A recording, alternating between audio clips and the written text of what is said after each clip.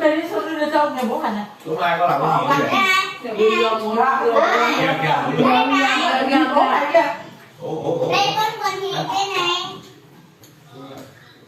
Kìa. Chết rồi. Thôi ăn đi không được. Rồi Chết rồi. Chết rồi. Ôi ơi. Quần áo trùng đo đủ được. À lại đo tủ rồi. không, vì dương còn thấp lắm, chưa đo được. Hôm nay con đi học không? Mai đi học. Chưa mai học không? Mai thứ bảy bạn không? Mai thứ bảy hả? Có học. Ủa, ngày mai nó nghỉ. Đưa đi quần áo. Quần áo đâu? Chắc để thay quần áo người ta mặc quần áo khác. Bồ ăn cái gì đấy? Đâu hôm nay ăn cái nhà cái đồng hay ăn làm này đi. Đường. Cửa là giảm mà nói từ sáng rồi 3 lần rồi. Tôi không giỏi làm đất nông chịu nhà. Nhà nó 4 nhà cơ.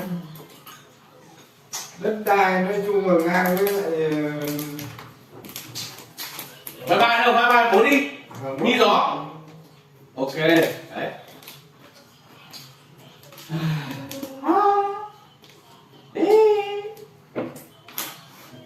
Dưa làm gì em chưa? Dưa à? Đấy. Dưa làm gì em? Không, con chỉ ăn quả. Còn gì đấy chú? Quả kem đi. Cái gì? Cá. Cá. Nói chung là dạo này đi học ăn uống được.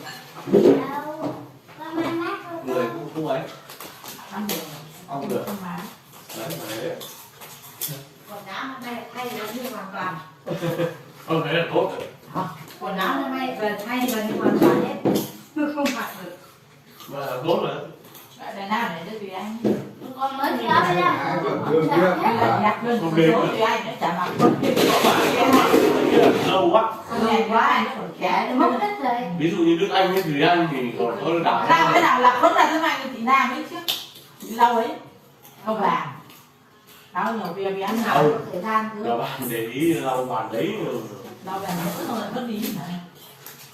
Ví dụ Đức Anh với Thùy Anh này thì gần nhau này cũng đưa nhưng được. mà để ăn lâu quá nó Lâu mông. à? Sợ nó mông lên cái mặc vào Quần áo nó nó rồi. hư nó như này thôi thì tôi bảo. Giảm tổ. Bây giờ không phải xưa nhà con mà mặc. Không phải ngày xưa. Xưa nó khác nhưng đúng thật. Bây giờ nó ấy là. Muốn nào cũng nộp ra hả? Đó, cái này không Thực ra còn đắp thì nó đắp. Nó đắp đấy nhưng mà giờ không đến nữa. Ông ăn như thế này thôi đó. không thôi. Mùi hành nó không thích gì đâu. Không thôi đâu. Không mang mua này. Cái gì các bạn?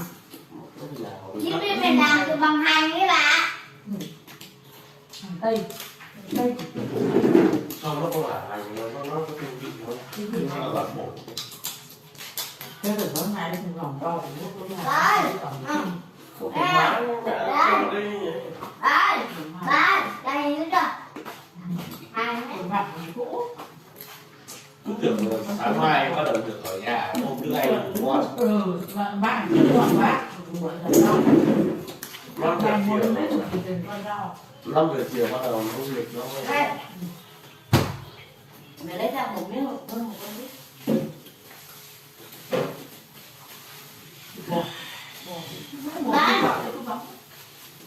Trên này bị khô. Cô bạn anh kêu cũng một bị cứ con quan ấy. Bây giờ không dùng đến mấy. cái gì cũng chít. Dính chặt lắm. Cái chốc để lên chốc. Cứ để nó qua tí thôi. Ngoài không giờ nào đấy là. Thời tiết này lạnh lắm. Chuẩn bị ăn cơm đi. Cơm Ăn cơm, bắt đầu ăn được cơm rồi mới cả. Đó hạt cũng ăn được. Này. Một chuyện cứ ăn đúng không?